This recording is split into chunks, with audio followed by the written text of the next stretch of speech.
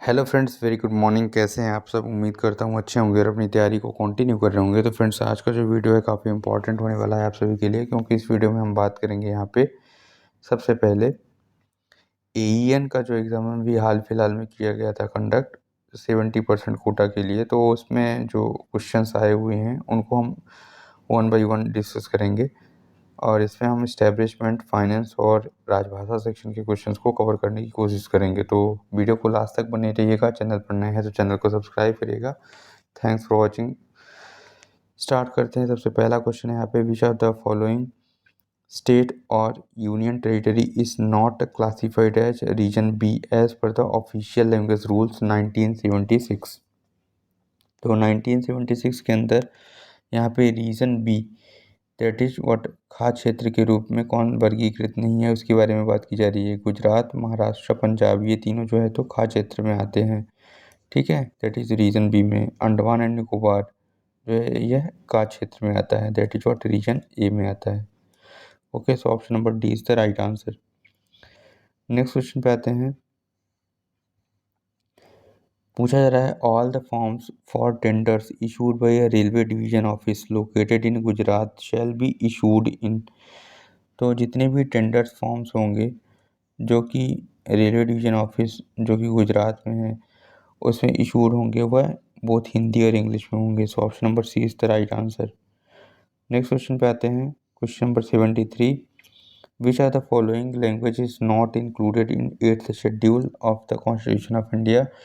तो 8th schedule के अंदर जो है टोटल 22 लैंग्वेजेस हैं, आप सबको पता होगा एट प्रेजेंट कॉन्स्टिट्यूशन में। और इसमें से जो है तो नेपाली है, उर्दू है, डोगरी है, राजस्थानी नहीं है। सो ऑप्शन नंबर 20 का राइट आंसर हो जाएगा। It is very simple. Next one is, who is the chairman of central Hindi committee. तो सेंट्रल हिंदी कमेटी के जो चेयरमैन हैं वह प्राइम मिनिस्टर होते हैं। This is what ex officio post होती है। एक्स ऑफिशियो पोस्ट का मतलब होता है जो भी प्रधानमंत्री होगा वह सेंट्रल हिंदी कमेटी का चेयरमैन हो जाएगा बाय डिफॉल्ट। नेक्स्ट है question number 75, which is the most elementary Hindi course prescribed for central government employees. तो मोस्ट एलिमेंट्री हिंदी कोर्स होता है prescribe, that is what Prabodh. कौन सा होता है? That is what Prabodh.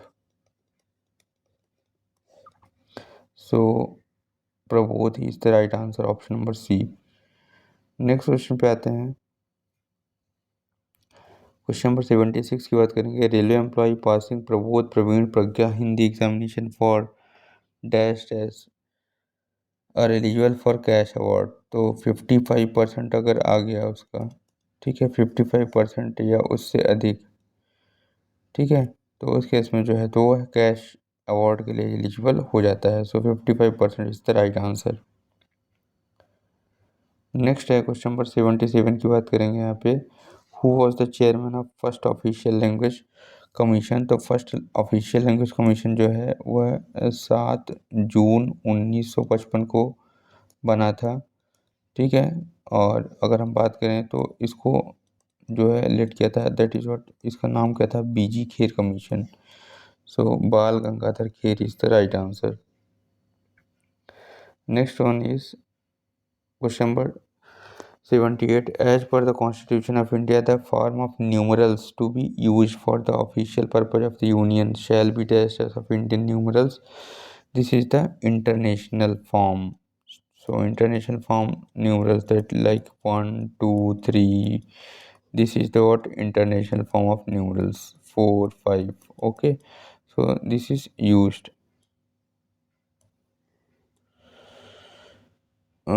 The form of numerals. Sorry, this numerals is what 1, 2, 3, 4, 5. Okay, this is nothing but a Roman numerals.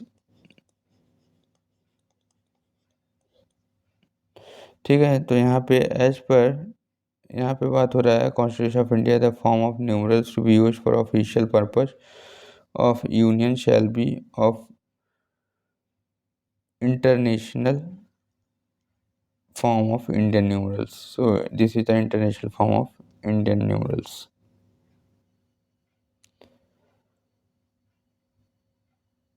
The staff of a central government office shall ordinarily be deemed to have acquired a working knowledge of Hindi if what 80% of staff working there have acquired a working knowledge of Hindi. So option number C is the right answer.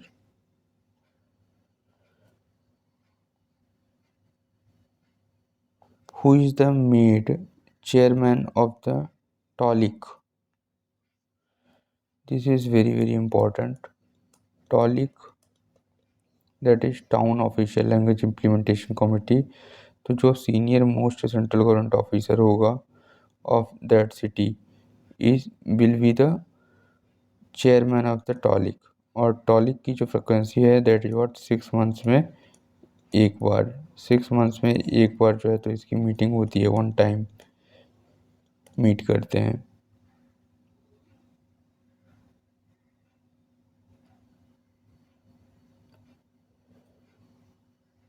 Question number 81 की बात करेंगे. A railway employee was having a 300 LAP in his account on 31 December 24. तो दिसंबर 24 की बात करें अगर तो उसके पास जो है टोटल 300 LAPs थे. He got 12 LAPs 12 days LAP sanction from 20th January 25 onwards. After availing this leave, what will be in his LAP balance? ठीक है. तो अब नेक्स्ट ईयर में जो है उसको जैसे हुआ जनवरी 25 में आएगा उसको 15 दिन की LAP अगेन क्रेडिट हो जाएगी. ठीक है. और इस केस में अगर हम बात करें यहाँ पे तो 15 दिन की LAP जो है तो अगले जुलाई तक के लिए जो है अप टू जुलाई तक के लिए क्रेडिट हो जाएगी. तो अगर वह 20 जनवरी 25 को अगर सैंक्शन करता है 12 दिन की LAP अगर लेता है तो इस केस में उसको 303 LAP जो है तो बाकी उसके खाते में बचेगी. सो ऑप्शन नंबर डी इसका राइट आंसर हो जाएगा. नेक्स्ट है on normal retirement a railway servant is granted cash equivalent of LAP and LHAP at his credit on the date of retirement subject of maximum what that is 300 days. Next one is any SSC bridge applying for study leave has to execute a bond to serve the government for a period of what 3 years after expiry of leave. So option number B is the right answer, that is 3 years.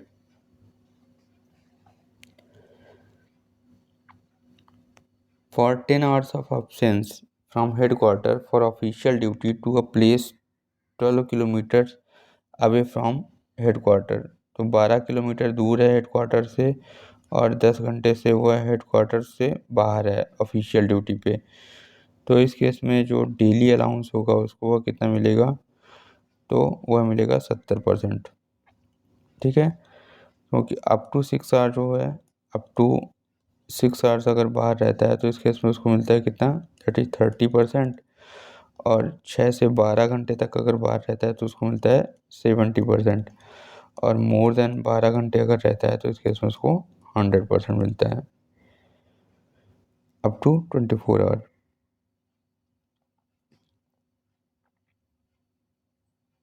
Question number 85 की बात करेंगे. Daughter of a group A railway officer is issued an offer of appointment by a company with which that officer is having official dealings.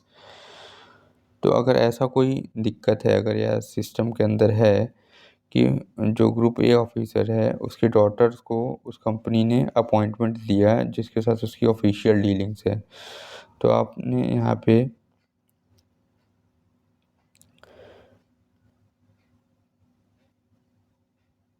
जो हमारा rule है 1966 का that is what service conduct rule. Service conduct rule के अंदर जो है आपका rule number 4 it is very important. ठीक है. रूल नंबर 4 जिसके अंदर बेसिकली ये पॉइंट्स हैं. Rule number 4. तो यहाँ पे अगर ऐसी कंडीशन आती है तो उस केस में उस गवर्नमेंट ऑफिसर को, that is class A officers और ग्रुप ए ऑफिसर्स को गवर्नमेंट को इन्फॉर्म करना पड़ेगा। That should inform the government और should obtain prior sanction of the government for accepting this option. So option number B is the right answer. Which of the following is not a penalty under a railway servant discipline appeal rule 1968? So censure is a penalty, withholding a privilege pass penalty, withholding a promotion for a specified period. Warning is not a penalty. So warning, अगर आप किसी को warning दे रहे हैं, that is चेतावनी दे रहे हैं, तो warning is not considered as penalty.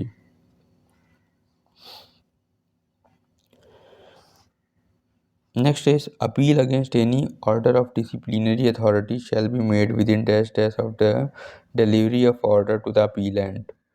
So appeal की बात करें अगर तो 45 डेज का टाइम पीरियड है यहाँ पे, ठीक है। So appeal against any order of disciplinary authority shall be made within dash dash 45 days of the delivery of the order to the appellant. So 45 days the right answer. Next is daughter of group C railway servant is entitled for, तो that is what 3 sets of railway passes के लिए जो है तो daughter of group C railway servant entitled है। Option number A is the right answer.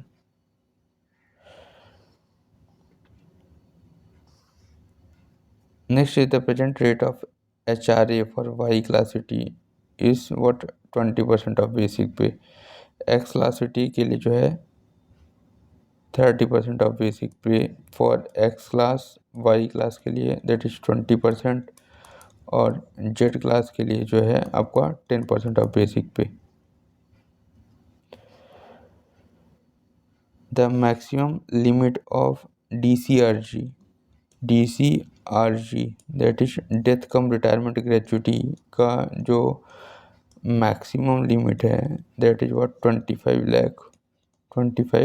lakh। It is very important.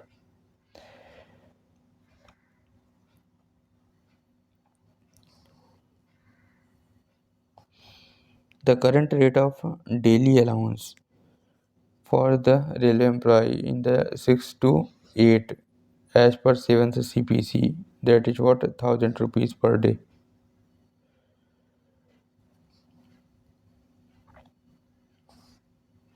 A railway servant is entitled to commute for lump sum payment of an amount not exceeding dash dash of his pension, that is what 40%.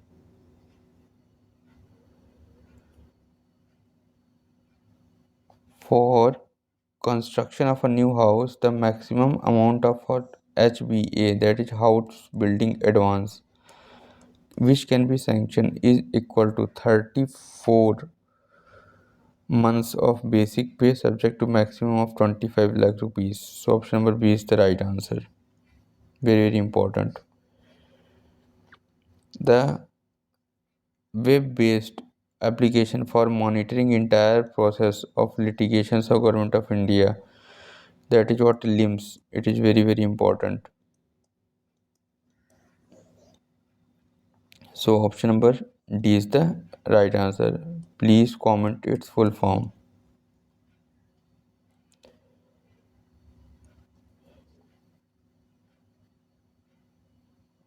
95 question है, which are the following is not an interest bearing advance. It is very important, कौन सा interest bearing advance नहीं है। So purchase of computer, purchase of house, travelling allowance for tour and purchase of car. So travelling allowance for tour it is not a interest bearing advance. Question number 96 की बात करेंगे।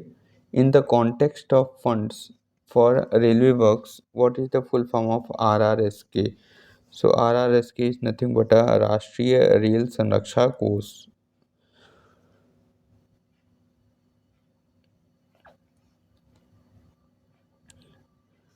Cost of replacement of an over aged bridge will be charge to, तो over aged bridge का जो replacement होगा वह कहाँ से होगा, डीआरएफ से होगा। कहाँ से होगा, DRF, that is your depreciation reserve fund से।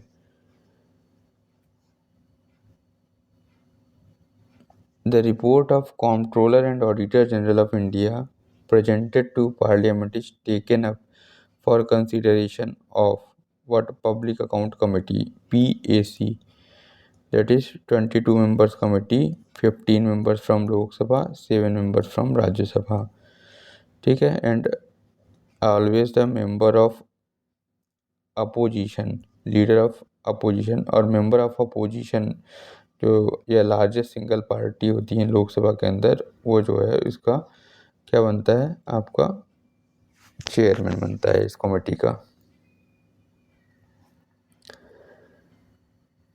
No eligibility criteria is required for work standards having advertised value up to 50 lakh. तो 50 लाख तक का केस है अगर, तो किस में होता है, वो डायरेक्ट एक्सेप्टेंस में होता है, ठीक है। So it is under the direct acceptance. In works contract, the value of performance guarantee is equal to what? 5% of contract value.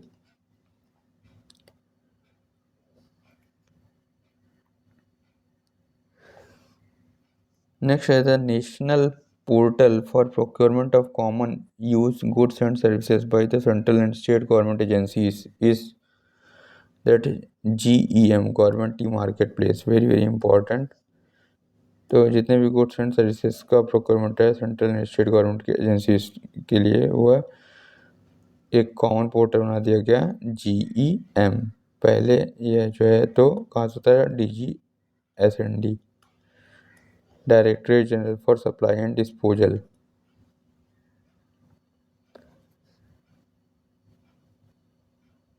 For ABC analysis of store in Indian Railway, all high consumption value items which represent dash of total annual uses value are classified as a category item।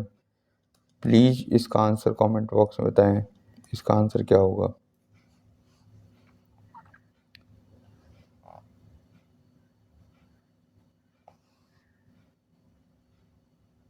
In stores contract, the PAC is issued to for the item required to be purchased from। तो PAC जो है basically अगर कोई item single firm से purchase किया जा रहा है तो उसके लिए जो है तो PAC साइन करना होता है, very important. Full form of GST, that is what, goods and services tax, goods and services tax. This is the indirect form of taxation। Next है the stores contract in which any number of specified item can be procured at a fixed rate during the period of validity of contract। very important कि कितने भी number of item, specified item जो है उस unit rate पर उस period में हम खरीद सकते हैं, that is what rate contract. Percentage of working expenses to a gross earning is nothing but a operating ratio।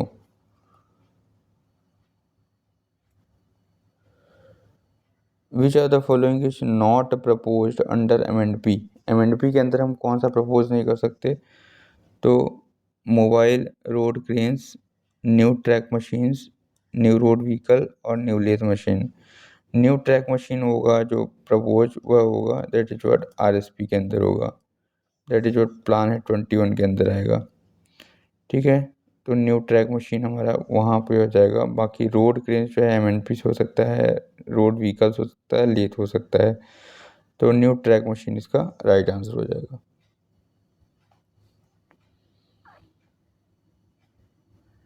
In a work tender if any offer is received without requisite bid security, अगर bid security नहीं है तो offers can be summarily rejected, it will be summarily rejected.